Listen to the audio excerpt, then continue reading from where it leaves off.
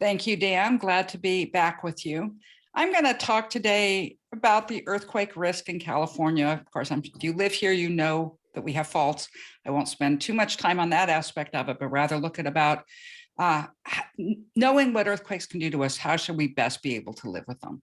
So I'm sharing my screen. Can everybody see the screen? Nathan, can you see? Yeah, okay. Yeah, we can. So as I said, if you've lived in California for any period of time, you know we have the earthquake risk. Many of you will remember the Loma Prieta earthquake.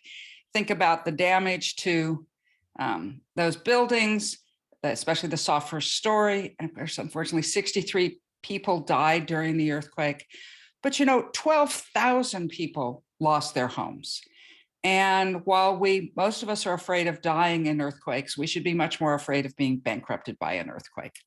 So today I want to talk about first a bit of understanding, make sure you understand why it's not if, it's when, just how inevitable the earthquakes are.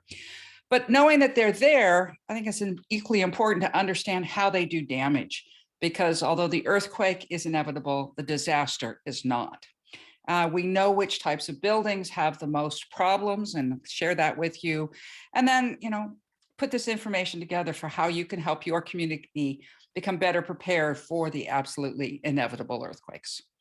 I want to spend one moment at the beginning just reminding you about what an earthquake is. To a scientist, the earthquake is the sudden slip of one block of rock past another that produces shaking as one of its effects. And in fact, what you see on the other side of the screen, this picture from Kobe, Japan in 1995, this wasn't a drunk farmer planting his rice paddy. Rather, during the earthquake, there was an offset of about 6 feet in the location of that along the fault, both moving one side to the left and a bit down. This is what the earthquake is. It's sort of like snapping your fingers. When you snap your fingers, you push two surfaces past each other against frictional resistance. And when you overcome the friction and it slips suddenly, it releases energy in the form of a sound wave. So when you slip suddenly on the fault, you release energy in the form of sound and shear waves that travel through the earth and do the shaking. And of course, to most people, the earthquake is the shaking that you feel, but it's important to understand that that movement of the fault is not preventable, it's absolute, and it is what the earthquake is. And the distance over which it happens is what controls the size of the earthquake. Here's another picture of a fault offset after an earthquake in New Zealand in 2017, and the fault went on for hundreds of miles. As I said, it can't be stopped. And if you happen to have a building on top of that fault, the building will be ripped apart. There is nothing that can be done about it.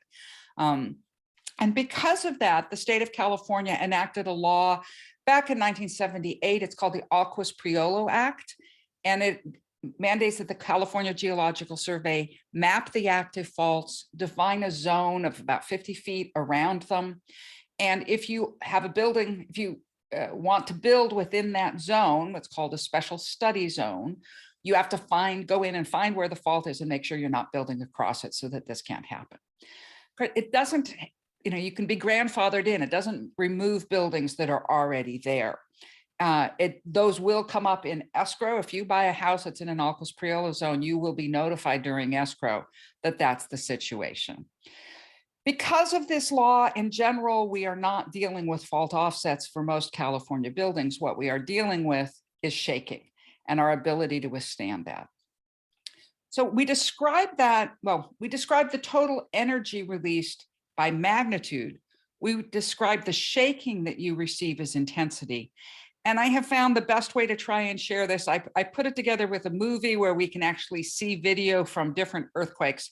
So I'm going to be quiet and use this movie to help explain what's going on.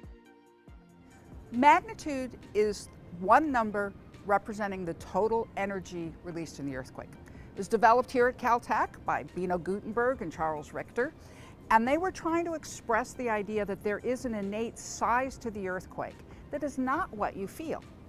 Because there would be an earthquake, like in Inglewood, and people in Inglewood felt it very differently from the people here in Pasadena, and they would talk about it as though it were two separate earthquakes.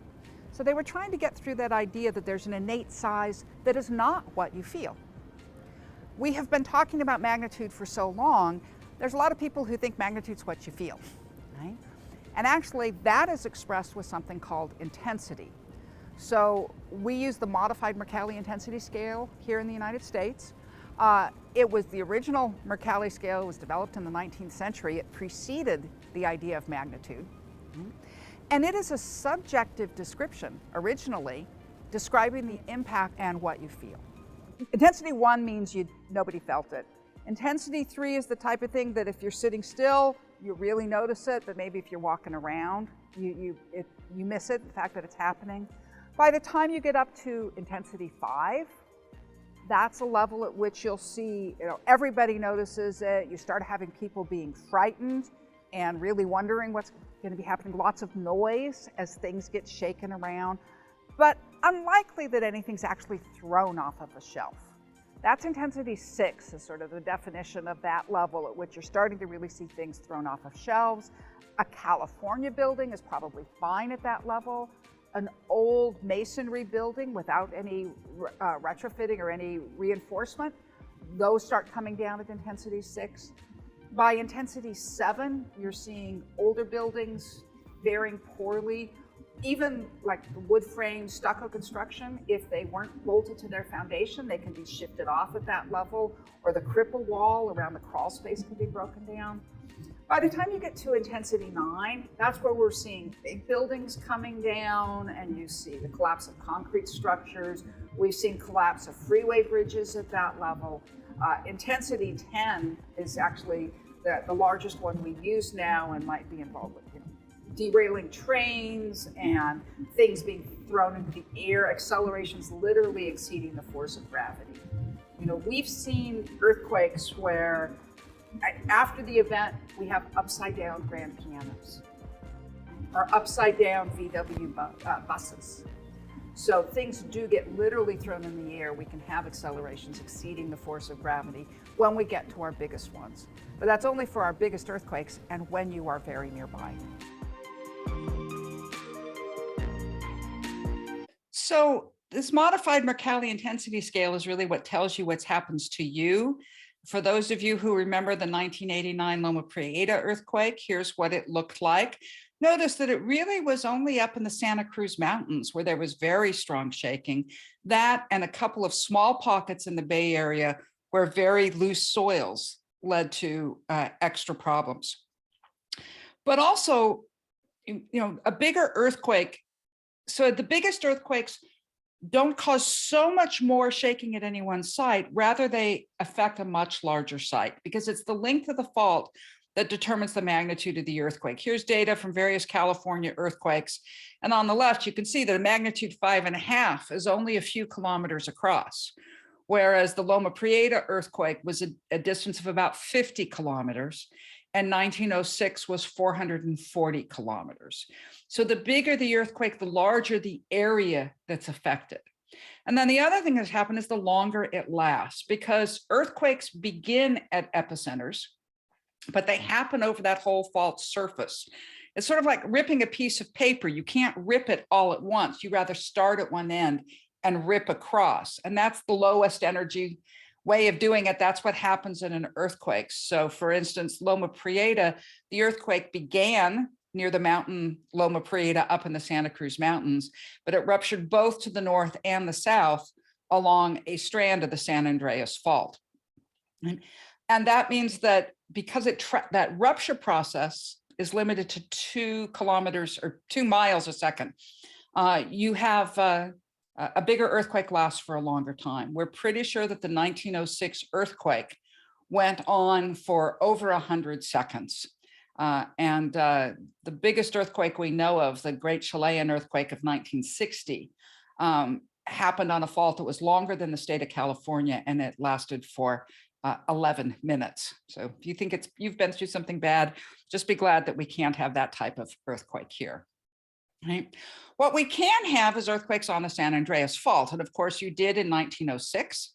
The scientists have taken that earthquake and modeled what the shaking must have been, because we now understand a lot about how rupturing on a fault leads to shaking. And they've created this movie to show what it's like. On the left, we have a map of the Bay Area. The red line is the San Andreas Fault. Remember, I said it started in the middle, started near South San Francisco and ruptured both north and south. And so you can see that red growing along the fault. That's the rupture coming down there. And as the rupture passes right by you, it releases very strong shaking. On the right, we have an overlook on the San Jose area to get an idea of what's happening there. Notice that we get to the red, that's that really strong shaking. Over a chunk of the area, though the farther away you are from the San Andreas, the less likely you are to get the really strong shaking. Notice also how long it goes on. I've been talking for almost 50 seconds here, and the ground's still really moving. The fact that it takes time for the rupture to go from the epicenter and complete its rupture down the fault is what we do with earthquake early warning. That's how we make use of that time that it takes for the earthquake to happen to share with you the information that the earthquake's already begun, perhaps before the shaking has gotten to you. Right, and you might, if you look at the faults of the Bay Area, the good news is you only have a few faults. The bad news is they're really bad faults because you're sitting right on the plate boundary. So the San Andreas Fault runs just offshore from South San Francisco and up through Tamales Bay. There are other, it runs offshore at South San Francisco. It runs through the San Andreas Lake. It's where it gets its name. There's a branch of it just offshore that goes out along the coast of the peninsula. There are also two branches, the Hayward Fault and the Calaveras Fault, that run through the East Bay. We unfortunately put our cities right on top of the fault, but the reason is faults make for structures that make for good cities. The San Francisco Bay is what brought people here. It was a great harbor, and it is formed by that relative motion between those faults, helping to pull things apart a little bit, sink the land, and give us the bay. It gave us the San Andreas Lake, which you're also seeing over to the left. Down here in Southern California, it gives us our mountains that trap the rain and make this not a complete desert. So human beings around the world preferentially build cities near faults because of the features that they give us.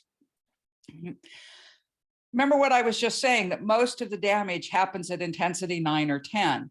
In Loma Prieta, which I'm showing here on in the map, that's mostly up in the Santa Cruz Mountains, the Watsonville, Santa Cruz area, and just a couple of tiny spots up in the Bay Area. So most of the damage really, Watsonville and Santa Cruz sometimes can be forgotten because they're so much smaller communities, but they did receive much stronger shaking than most of the Bay Area in this earthquake. We do have these extra pockets, though, around the Bay. I keep on saying this, and it's an important thing to understand in the Bay Area. Soils, a loose soil can amplify shaking. So the seismic wave comes off of the fault, travels through the rock at a certain speed that depends upon the characteristics of the rock. When you get to soft soils, that's a softer, looser material, the waves have to slow down.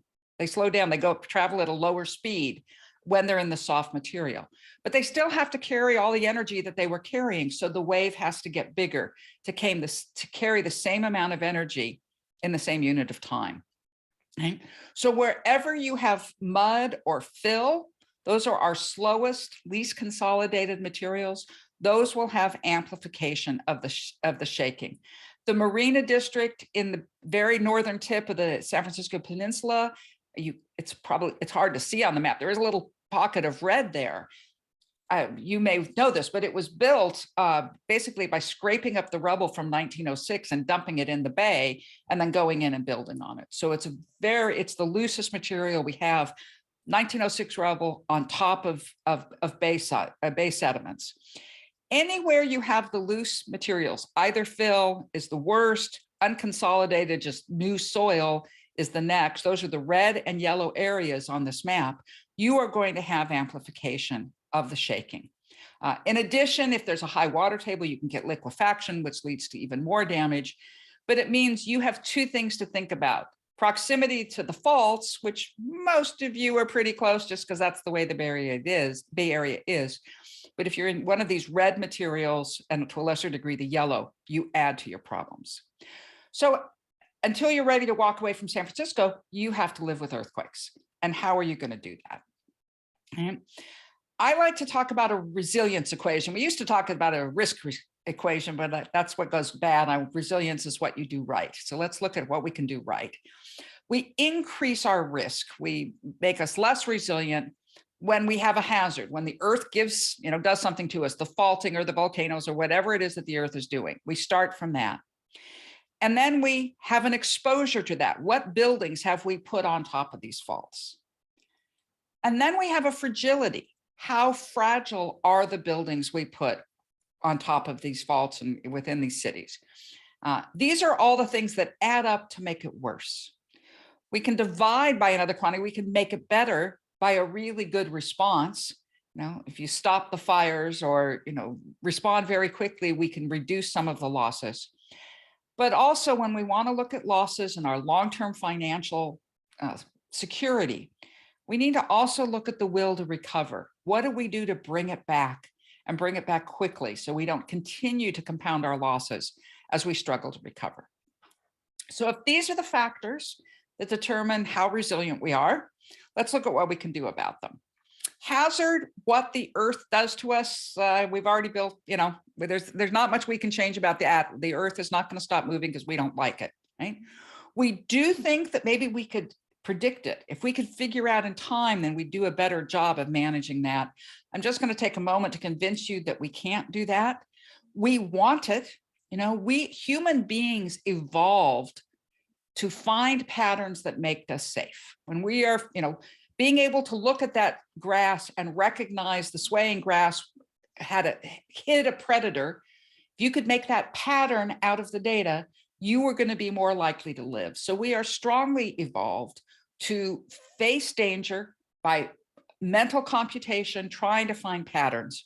And we create patterns that allow us to theorize about the risk and find a path to safety. When you theorize the connection between the mushrooms you just ate and the gastrointestinal distress that you're suffering, you are more likely to survive.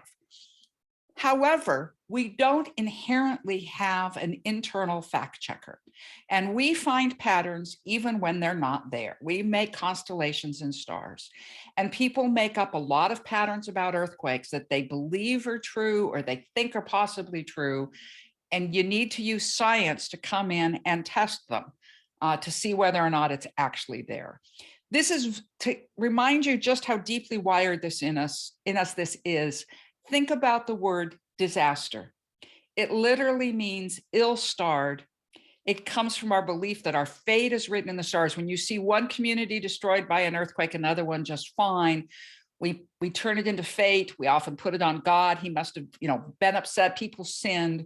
All of those are patterns that let you say, it's not going to happen to me. They failed because they sinned. I can make myself safer by not making the same mistake. So this need for a pattern is fundamentally human, and we do a pretty bad job on it for things that take a long time to happen. We are evolved to deal with the short-term risk with these things. So we have looked for patterns in earthquakes. Let me guarantee I've spent my career trying to find those patterns and coming to the conclusion that they are best expressed as a random distribution. This is actually the distribution between individual earthquakes, the time between individual earthquakes on one section of the San Andreas Fault. We average 100 years apart, but you notice this doesn't mean it's going to happen at 100 years. It doesn't even mean 100 years is the most likely time. We've had 3 events that were, less than 50 years apart, one that was over 300 years apart. So we have with this, actually, when you put the statistics all together, it's best fit as a random distribution, Poissonian. It's also called a memoryless distribution. It means that the time since the last event doesn't matter. Average 100 years apart, every year has a 1% chance of having that earthquake. That is the best representation. So the fact that it's been 115 years, 16 years since the 1906 earthquake, and the average time between events on that part of the fault appears to be close to 200 years, does not mean don't worry. You still have a 1 in 200 chance every year, no matter how long it's been. All right. So the hazard is what's going to be. Well, what about our exposure? Too late. We've already put our cities on top of these faults. We have to live with that one as well. Where we can start to make a difference is when we get to fragility. What is the strength of our buildings? And this may seem out of control, but in fact, it isn't at all. We could have a lot to say about this. And I use an example from Japan to help convince you of this. If you remember the March 11th earthquake that happened in northeastern Japan in 2011, magnitude 9, the epicenter is there offshore. The fault runs under the whole east coast of northern Honshu. You can see all those red and brown regions. Those are the areas with the highest level of shakings. Just mention that the Japanese have their own intensity scale that's slightly different from ours, but the color coding is basically the same. So all those red regions received that really high level of shaking. The largest city is directly across from the epicenter, is the city of Sendai. This is what it looked like a couple of years after the earthquake. Guess what? You don't have to fall down in an earthquake. They essentially lost no buildings. They lost some older structures, traditional houses that were not built so well, but all of the modern construction did just fine. And I just say, mitigation works. You can choose to do this. In Japan, it's culturally tied to reputation. If you're an engineer and you design a building and it fails in an earthquake, you will feel shame. You will not be, you won't be building other buildings. And they have earthquakes more frequently than we do. So that's a pretty powerful motivator. And as you can see, you can build buildings to not fall down. Back here in California, our biggest issues are without question in our oldest buildings. So unreinforced masonry, brick buildings where the brick wall is holding up the roof. That is the deadly, that's a very deadly type because the roof falls down on you and crushes you. The mortar in brick is very, very weak and you start shaking it sideways and it comes down very easily. If the engineers refer to unreinforced masonry as URMs, some of us are known to call them FPRs for future piles of rubble. Retrofitting helps a lot, keeps up the roof. It keeps it from killing you, does not keep the walls from coming down because your mortar is still your mortar and still weak. The other really big issue in California that we've started to address now, so URMs in general have been, there is a state law mandating programs, jurisdictions to retrofit, develop a retrofit program for their URMs. But it is up to the jurisdiction to decide whether it's mandatory or not. And only about half of the jurisdictions in California have adopted mandatory retrofit. So there are still plenty of communities where it's not required and you'll still find these buildings around. The second big problem that, again, we're starting to address now is what's called the soft first story problem. Here's a picture from Loma Prieta. Soft first story literally means that the first floor of a multi-story building is soft. It's weaker than the buildings around, than the floors above it. And when you start to shake a building where the first floor is weaker than the others, that will concentrate the stress into that weak first story and make it much more likely to come down. So you can see that the upper part of the building didn't come apart. It was that soft first floor that collapsed. This also has a very easy fix to it. You just have to strengthen the lowest floor up to the strength of the floors above it, and you're going to be in much better shape. So quite a few jurisdictions around California have adopted mandatory soft first story retrofits. And San Francisco was the first one to do it. Los Angeles moved in 2014. In the intervening, since then, we now have another almost 24 cities across the state of California that have undertaken mandatory retrofit of these buildings, which will, they are not so deadly, but they are a huge issue about homelessness. In Northridge here in Southern California, the city of Los Angeles lost 49,000 housing units because of damage to soft first story buildings during the Northridge earthquake.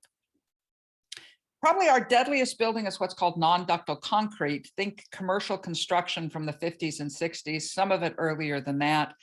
In the 1971 earthquake, we discovered real problems in the construction. The building code changed in 1976. Soft first stories also, the building code changed in 1976. So they aren't built after that. We have plenty of older buildings. Soft first story, we have a lot more retrofit going on because it's cheaper.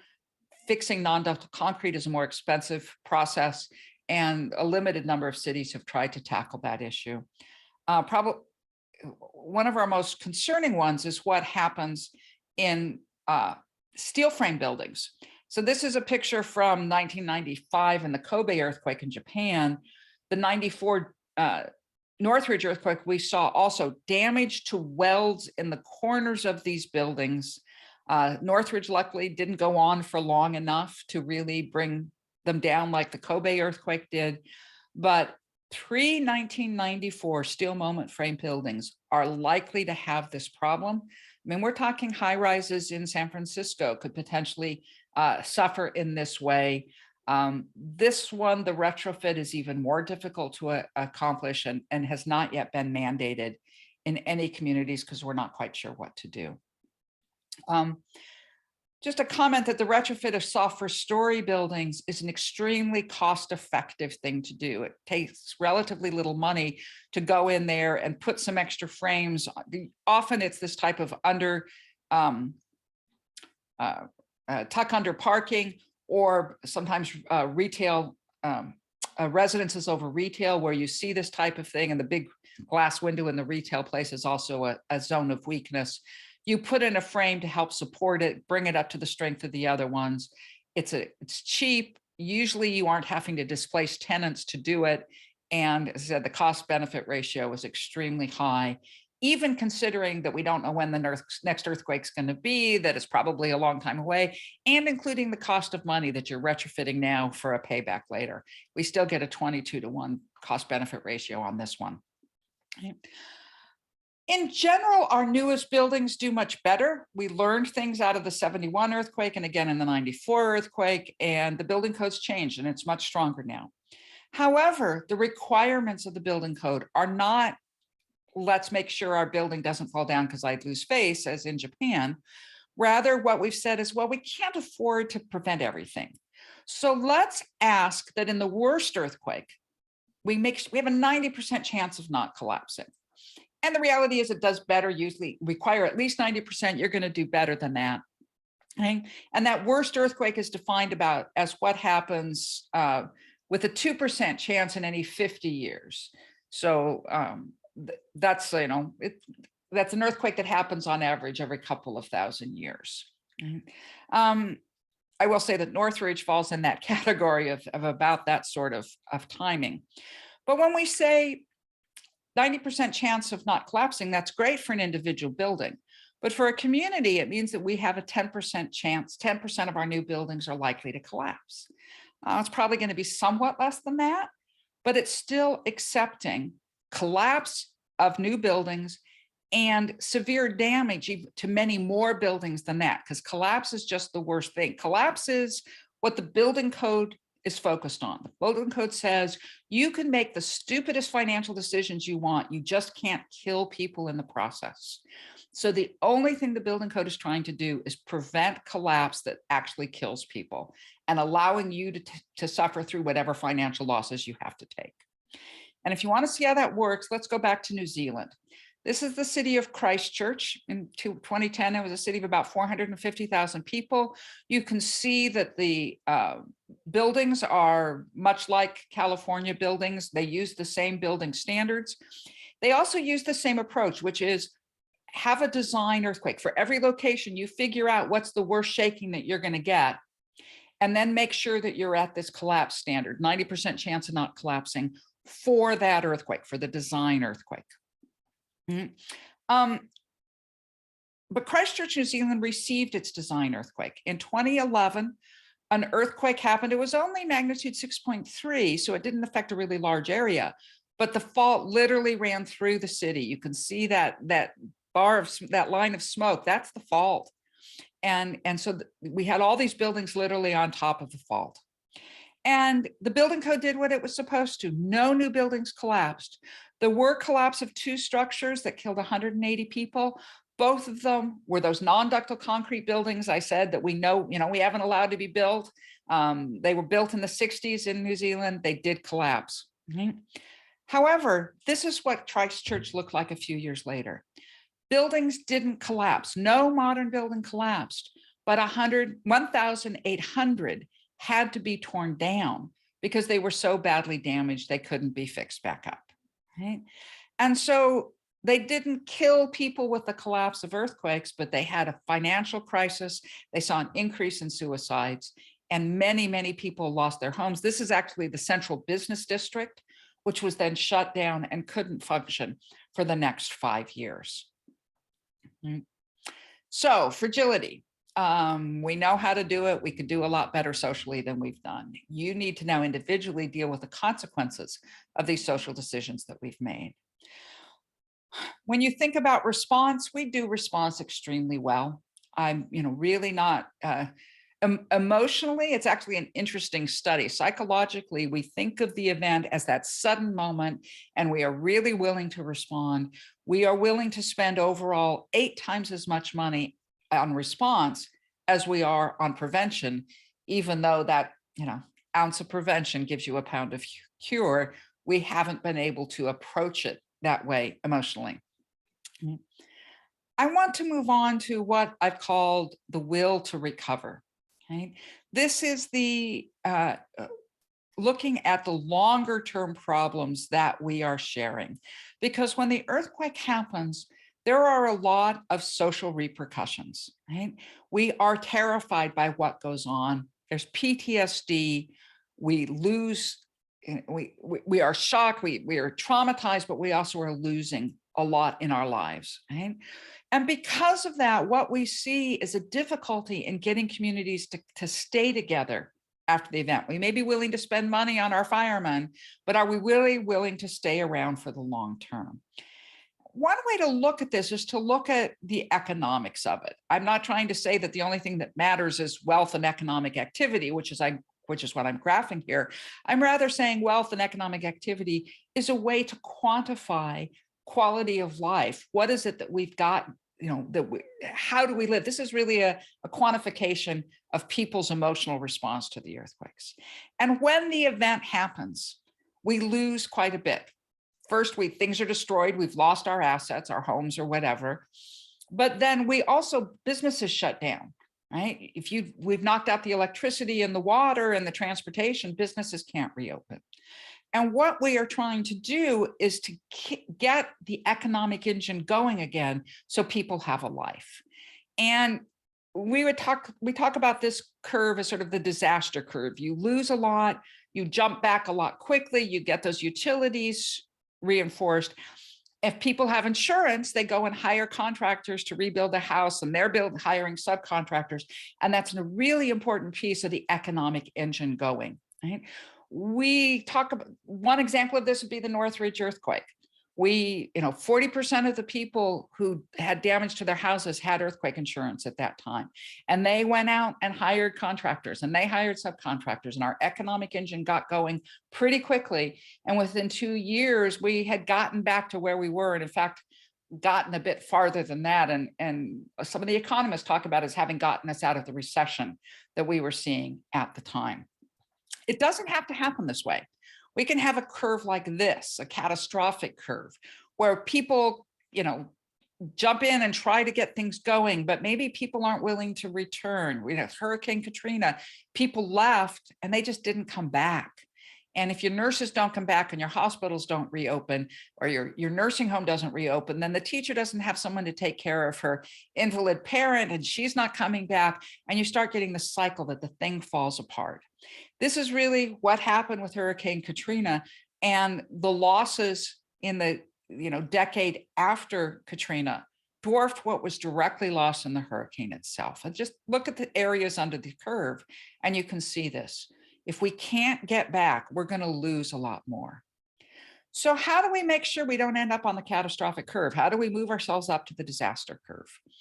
One big part is mitigation. If you didn't get damaged in the first place, you don't have to recover from it. You're going to be a lot better off. And the more mitigation we can do, the more we can restrict how far we come down at the time of the disaster, the better our chances are of getting back. Planning also really helps, right? Because when you have, and you've thought about what's going to do, just as no matter what else you do, if you as an association have said, how are we going to help each other after the event?